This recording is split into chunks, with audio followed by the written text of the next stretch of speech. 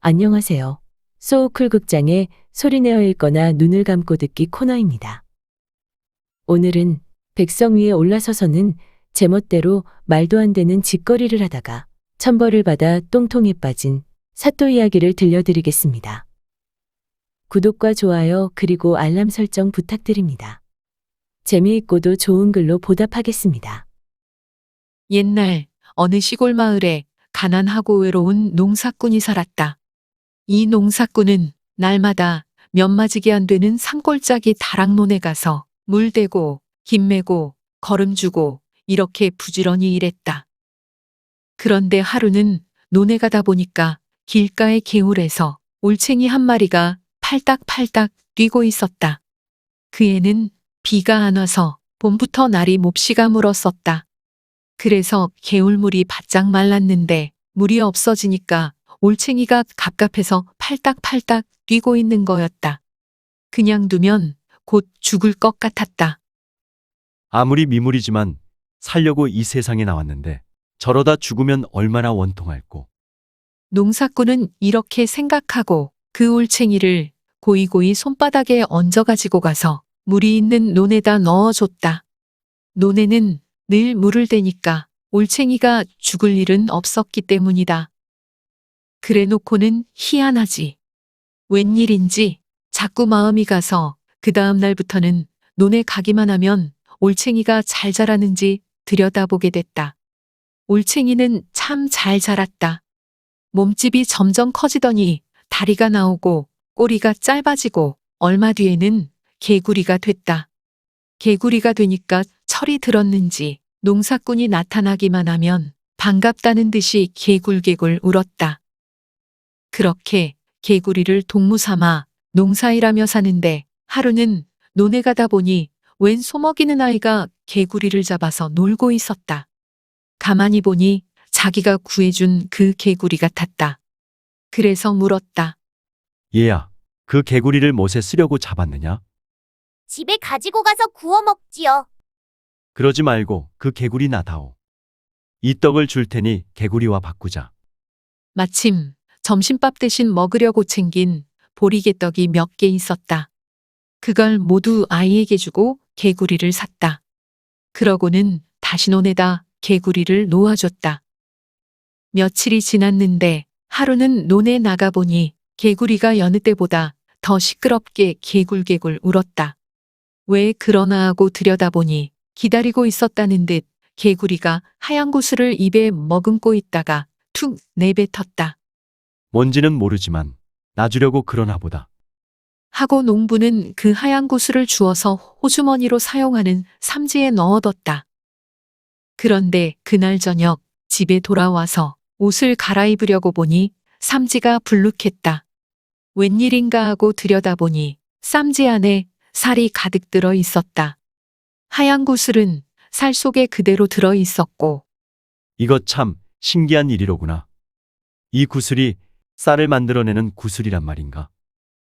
이렇게 생각하고 하얀 구슬을 빈가마니에 넣어봤더니 글쎄 비어있던 빈가마니에 금세 살이 가득 찼다. 자루에 넣으면 자루에 살이 가득 차고 뒤주에 넣으면 뒤주에 살이 가득 차고 그러다 보니 농사꾼은 금세 부자가 됐다. 그때는 뒤주마다 살을 가득 채워놓고 살면 부자라고 생각하던 그런 시절이었다. 아무데나 구슬만 넣어두면 살이 가득 차니까 이 착한 농부는 살을 마을의 가난한 사람들에게 다 나누어 줬다. 그런데 소문이 퍼지고 퍼져서 그 고을 사또의 귀에까지 들어가게 됐다. 그 고을의 사또라고 하는 인간은 세상에서 둘째가라면 서러워할 욕심쟁이라 소문을 듣고 가만히 있지 않았다. 사또는 통인을 시켜서 농사꾼을 불러들였다. 네 이놈, 그 구슬은 어디서 났느냐? 바른 대로 아뢰오라. 예, 논에 사는 개구리한테서 얻었습니다. 그 개구리가 내 것이더냐? 제가 그 개구리의 목숨을 살려준 적은 있지만 물가에 사는 개구리를 어찌 제 것이라 하겠습니까? 그래. 그렇다면 본래 내 것이 아니란 말이렸다. 임자 없는 물건은 관아에 바치는 것이 나라의 법이니라. 그러니 그 구슬을 어서 관에 바쳐라. 나라의 법은 무슨 얼어 죽을 나라의 법. 자기 주머니에 넣으려고 그러지. 사또가 이렇게 억지를 쓰는데 힘없는 백성이 당할 재간이 있나. 하는 수 없이 구슬을 갖다 바쳤다.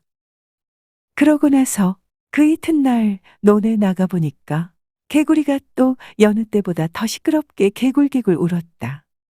그래서 들여다봤더니 이번에는 노란 구슬을 입에 머금고 있다가 기다렸다는 듯이 툭 뱉어냈다. 그걸 또 주워서 쌈지에 넣어뒀다가 집에 돌아와서 보니 아이고, 쌈지에 엽전이 가득 들어 있었다. 이번에는 엽전을 만들어내는 요술구슬을 얻은 것이다. 구슬을 괴짝에 넣어두면 괴짝에 엽전이 가득 차고 뒤주에 넣어두면 뒤주에 엽전이 가득 찼다. 이러니 뭐 전보다 더 큰 부자가 됐다. 아무데나 구슬만 넣어두면 엽전이 가득 차니까 혼자서 쓰고도 남아서 또 마을의 가난한 사람들에게 다 나누어 줬다. 욕심쟁이 사또가 그 소문을 또 들었다. 그러니 가만히 있을 리가 없지. 또 농사꾼을 불러들였다. 내 이놈, 임자 없는 구슬을 얻었으면 냉큼 관아에 갖다 바칠 일이지. 여태 뭐라고 있었느냐? 이래서 할 일 없이 노란 구슬도 또 빼앗겼다. 그러고 나서 그 이튿날 또 논에 갔다. 가보니 이번에는 개구리가 빨간 구슬을 입에 머금고 있다가 툭 뱉어냈다. 농사꾼이 그걸 주워서 이번에는 집으로 안 가고 곧바로 사또에게로 갔다. 그놈의 구슬을 가지고 있어 봐야 또 빼앗길 게 뻔하니 아예 일찌감치 갖다 바치는 게 낫겠다고 생각한 것이다. 사또님, 이번에는 빨간 구슬을 얻었습니다. 사또님께 바치려고 가져왔습니다. 그 말을 듣고 욕심쟁이 사또는 좋아서 그만 입이 해 벌어졌다. 하얀 구슬, 노란 구슬을 빼앗아서 쌀이야 엽전이야 산더미만큼 쌓아두고 사는 것만 해도 좋아 죽겠는데 또 요술구슬을 얻게 됐으니 세상에 이런 횡재가 어디 있나? 하고 생각했다. 착한 백성이로다. 어서 두고 가거라. 농사꾼이 돌아간 뒤에 사또는 빨간 구슬을 손에 쥐고 궁리했다. 하얀 구슬은 쌀을 내는 구슬이요. 노란 구슬은 엽전을 내는 구슬이렸다. 그렇다면 이 빨간 구슬에서는 뭐가 나올까? 틀림없이 듣도 보도 못한 보물이 주렁주렁 쏟아져 나오겠구나. 이럴 게 아니라 어서 넣어보자. 찔끔찔끔 나와서는 감질만 날 테니 아예 산더미만큼 쏟아지게 큰 우물에다 집어넣어야겠다. 이렇게 생각하고 구슬을 우물에다 집어넣었다.